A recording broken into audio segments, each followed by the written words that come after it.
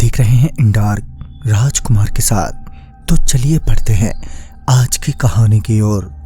उस वक्त हमारे गांव में मूलभूत सुविधाओं का भारी अभाव होने के चलते हम ग्रामीणों को काफी समस्याओं का सामना करना पड़ता था, जहां पर रोजगार संबंधी समस्याएं प्रथम श्रेणी में थी, जिसके चलते हम ग्रामीणों को शहर की तरफ पलायन करना पड़ता था। मगर उसमें भी बड़ी समस्याएं थी, क्योंकि किसी भी तरह की परिवहन सुविधाएं उपलब्ध नहीं थी, जिस वजह से हमें पैदल ही दूर दराज के शहरों तक पहुंचना पड़ता था। मगर जब भी कभी लोडेड ट्रक रास्ते में मिलता तो हम उनसे रास्ते में लिफ्ट मांग लेते, जिसके बदले में हमें उन्हें कुछ पैसे देने पड़ते थे, जिसके लिए हमें गांव से 4 किलोमीटर जंगल की तरफ जाना पड़ता था, जहां से वो ट्रक गुजरती थी। ऐसे ही एक रोज जब मैं शहर जाने के लिए निकला तो लिफ्ट की उम्मीद में मैं जंगल की तरफ चल दिया, और दिन रहते ही मैं उस जगह पर भी पहुंच गया जहां से ट्रक गुजरती थी। सड़क के किनारे अपना सामान लिए मैं अब वहां से किसी ट्रक के गुजरने का वेट करने लगा, मगर काफी वक्त बीतने के बाद भी कोई ट्रक अब तक वहां से ना तो गया और ना ही आया था। ऊपर से जंगली इलाका होने के कारण अब अंधेरा भी होने लगा था।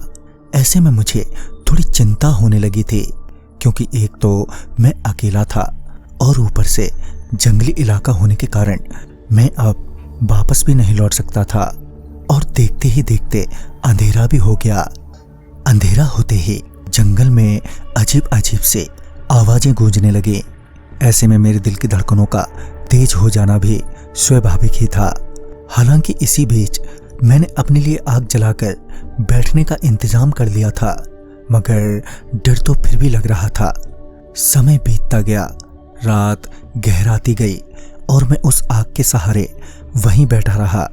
फिर तकरीबन 2 बजे के आसपास मुझे किसी गाड़ी की आवाज सुनाई दी।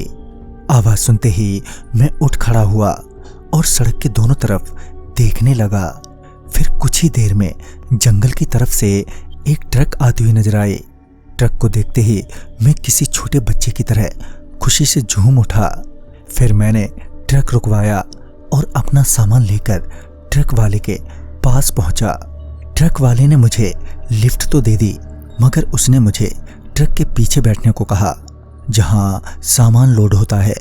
मुझे थोड़ा अजीब तो लगा, मगर जंगल में अकेले रुकने से तो लाख गुना बेहतर ही था। लिहाजन मैं तुरंत ही उस ट्रक के पीछे वाले हिस्से में आराम से बैठ गया, और मेरे बैठते ही ट्रक भी वहां से चल पड़ी। ट्रक के चलते ही कुछ ही देर में मैं सो गया। फिर जब मेरी आंख खुली तो मैंने पाया कि ट्रक किसी जगह पर रुकी है। फिर जब मैंने अपनी घड़ी देखी तो 3 बजने को थे, मतलब कि शहर अभी भी काफी दूर था। मुझे लगा कि ट्रक ड्राइवर हल्का होने के लिए रुका होगा, तो मैं ट्रक में ही सोया रहा। मगर अब मेरी नींद भाग चुकी थी, जिस वजह से मैं उठकर बैठ गया और ट्रक के वहां से चलने का वेट करने लगा। मगर जब अगले कुछ मिनटों के बाद भी ट्रक वहां से नहीं चले तो मैं जिज्ञासावश ट्रक से बाहर उतरा, ये देखने के लिए कि आखिर बात क्या है। जब मैं ट्रक से नीचे उतरा तो पाया कि वहां पर बहुत सारी लकड़ियों का ढेर लगा हुआ है और कुछ ट्रक भी वहां पर खड़े हुए हैं, जिससे मुझे लगा कि शायद यहाँ पर लकड़ियों की लोडिंग होगी, इसीलिए ट्रक इतनी देर से यहाँ पर रुकी हुई है। मगर मुझे अभी तक कोई भी आदमी वहां पर नजर नहीं आया था। यहाँ तक कि वो ट्रक ड्राइवर भी वहां से नदारद था जिस ट्रक से मैं आया था। मैं अभी आसपास उस ड्राइवर को ढूंढ ही रहा था कि मुझे सामने की लकड़ियों के ढेर के पीछे से किसी के कराहने की आवाज आई। मैं तुरंत ही उस तरफ बढ़ा। जब मैं उस जगह पर पहुंचा तो वहां पर कोई भी नहीं मिला, मगर वहां पर ताजे खून के निशान जरूर थे, जिसको देखते ही मैं थोड़ा सतर्क हो गया। मुझे लगा कि यहाँ से निकलने में ही मेरी भलाई है, लिहाजन मैं वापस उस ट्रक की तरफ बढ़ा जिससे मैं उतरा था। मैं वहां से उस ट्रक की ओर बढ़ ही रहा था कि तभी मुझे किसी ने आवाज दी, और जब मैं पीछे पलटा तो दोस्तों, बैजनाथ जी ये कौन सी जगह पहुंच गए थे और ये आवाज किसने दी? क्या उनका वहां से बचना मुमकिन है?